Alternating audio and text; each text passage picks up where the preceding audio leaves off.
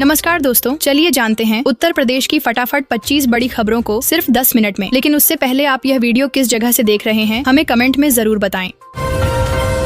जमीन से 25 मीटर ऊंची बनेगी गंगा पुल की अप्रोच सड़क, 1200 मीटर होगा सड़क निर्माण। दोस्तों, वाराणसी शहर में प्रवेश करने वाले हल्के और भारी वाहनों में कमी लाने के लिए रिंग रोड नेटवर्क को मजबूत किया जा रहा है। 1.25 किलोमीटर गंगा पुल की एक लेन मार्च के पहले सप्ताह में शुरू करने का लक्ष्य है। पुल के दोनों तरफ करीब 1200 मीटर अप्रोच सड़क निर्माण ने भी गति पकड़ ली है।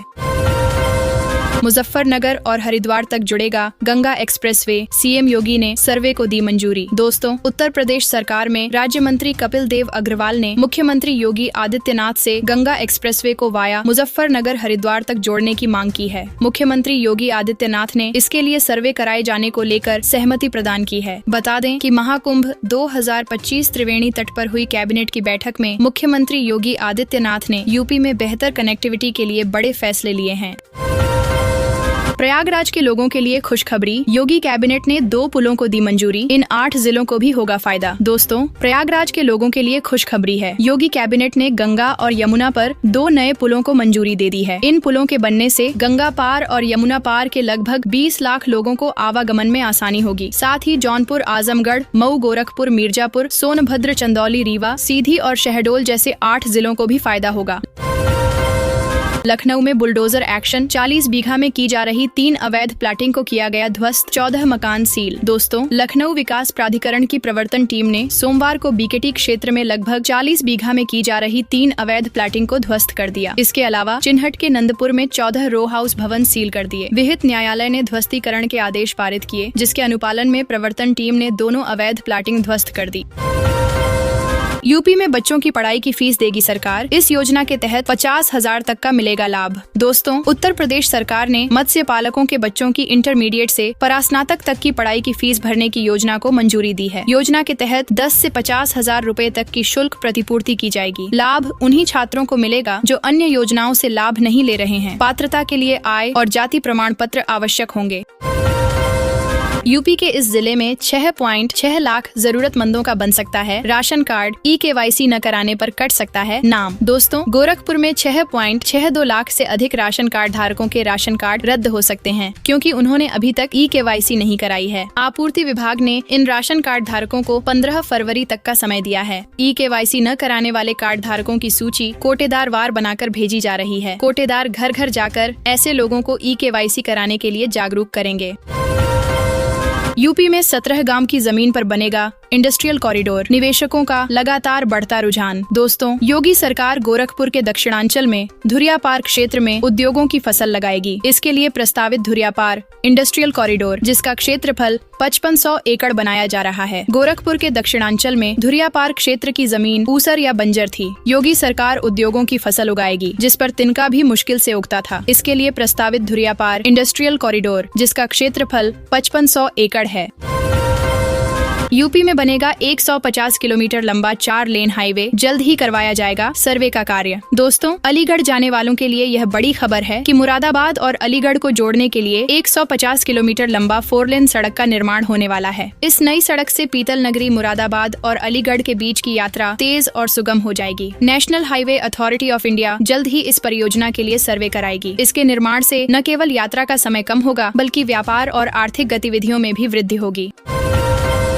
यूपी के इस जिले में शुरू हुआ नया रेलवे स्टेशन बनाने का कार्य विशेष दर्जा प्रोजेक्ट से पकड़ी रफ्तार। दोस्तों, नई खलीलाबाद बहराइच रेलवे लाइन बिछाने का काम तेजी से चल रहा है। खलीलाबाद से बहराइच तक 240 किलोमीटर की एक नई रेल लाइन बनाने की अनुमति दी गई। इस परियोजना की लागत 4940 करोड़ रुपए स्वीकृत की गई है। लक्ष्य 2026 तक इसे पूरा करना है। नई रेल लाइन जिले के बांसी और डुमरियागंज क्षेत्रों से गुजरेगी। इसके लिए 85 गाँवों के किसानों की जमीन चाहिए।